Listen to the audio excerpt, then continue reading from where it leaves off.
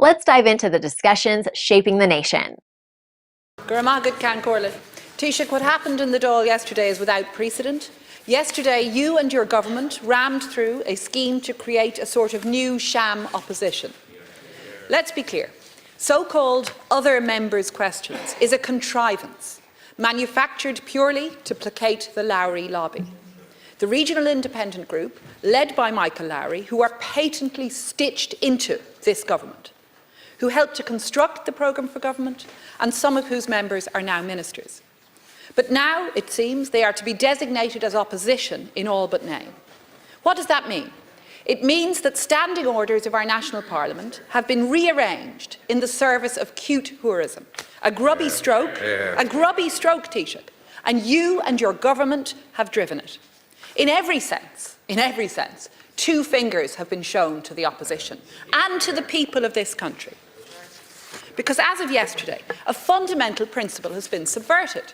And that is the simple truth, that you cannot be in government and in opposition at the same time. And you've subverted that fundamental principle of the separation of powers. So, Taoiseach, what happened yesterday is a disgrace. And throughout my career, I've been proud to work constructively and collaboratively across party lines. And my colleagues here beside me on the Labour benches are the same. This is the Labour Party that I lead.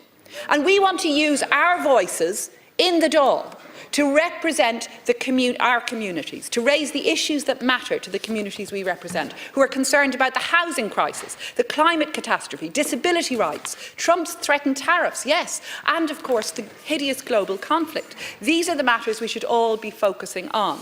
And that's why we in Labour worked hard over recent weeks with others to try and achieve a resolution, to avoid the farce that unfolded yesterday. We tried to work with you, with your Fine Gael colleagues. We tried to secure a resolution that would be agreeable to government and opposition TDs. Indeed, that was in the terms of the agreement made and read out by Hildegard Naughton in this House on 23rd January. But instead of respecting the opposition's constitutional duty to hold you to account, instead of honouring that agreement to make a compromise, that agreement made in good faith, you arrogantly ploughed on.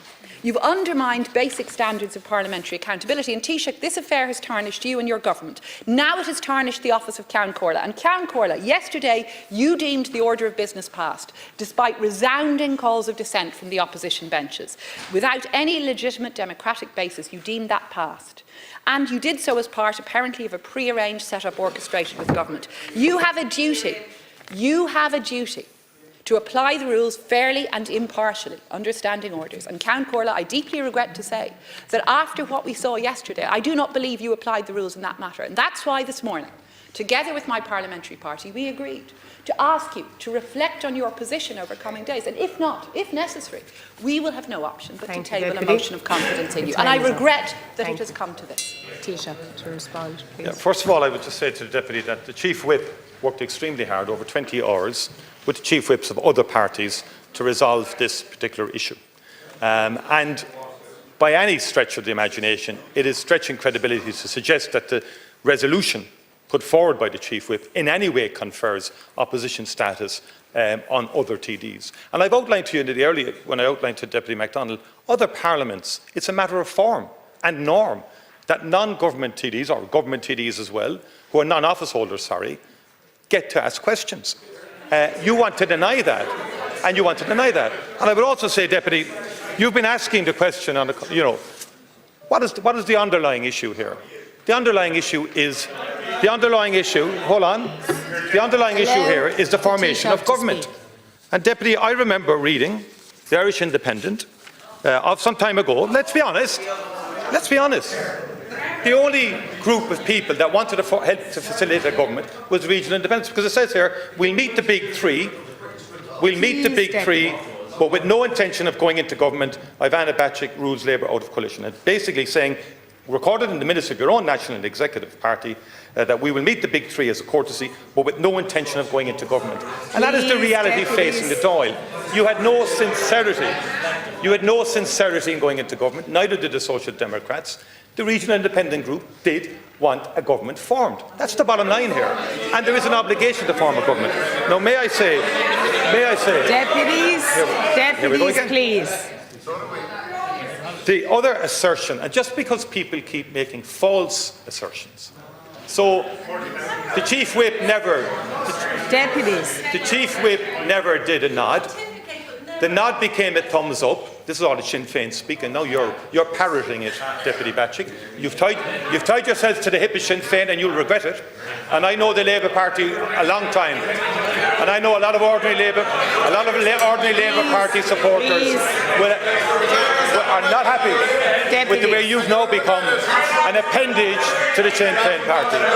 But if I could make the point, you've attempted, you used the phrase prearranged, parroting the Sinn Féin false assertion. And whatever you say, I don't mind you having a different view. Of course, we're all different views and different perspectives. But you cannot make deliberately false assertions, just generally, without, and it is false. There is no Please, deputies, please. But the Ceann Comhairle has a responsibility that the business of the House gets done. And what really the new tactic is, if we shout loud enough, if we stop everybody from talking on the government side, if we create mayhem and chaos, the Ceann Comhairle must then adjourn the Dáil and we get our way. That can't be the new precedent either. But that is what Sinn Féin has been doing from the very start. Yesterday, I acknowledge, for a beginning of yesterday, you stayed quiet, you allowed me to speak and so on. Deputy Kelly broke loose at the end, couldn't contain himself any longer, and you joined, and you stood up and you joined the new colleagues and new partners in government. Deputy Bacik. Taoiseach, it seems not only are you becoming increasingly tetchy as Taoiseach, but increasingly patronising. And Taoiseach, nobody has ever accused the Labour Party of not being serious. We are a serious party. We're serious about entry into government. We're serious. We're serious.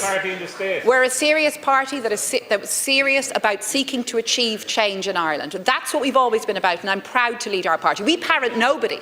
But yesterday's events in the Dáil were unprecedented. We witnessed what happened. We are deeply regretful that the Ceann Comhairle's office was dragged into this. Yeah. And it's with great regret that I expressed the view that the Ceann Comhairle's position is untenable. But let's be clear, this is a mess of your making, the government's making, and you, in collusion with Michael Lowry, and I do agree with you on one thing, it was deeply wrong of any deputy, of Michael Lowry, it was deeply wrong of him to give two fingers in the National Parliament. Deeply wrong, deeply disrespectful. You said it was wrong. I hope you're going to call on him to apologise. I hope the Ceann Comhairle will call on him to apologise. But Taoiseach, what happened yesterday was a farce of your making. Let the Taoiseach respond. Deputy, I said what Deputy Lowry did was wrong, but you omitted to say what Deputy Paul Murphy did was wrong. And I will, through the chair,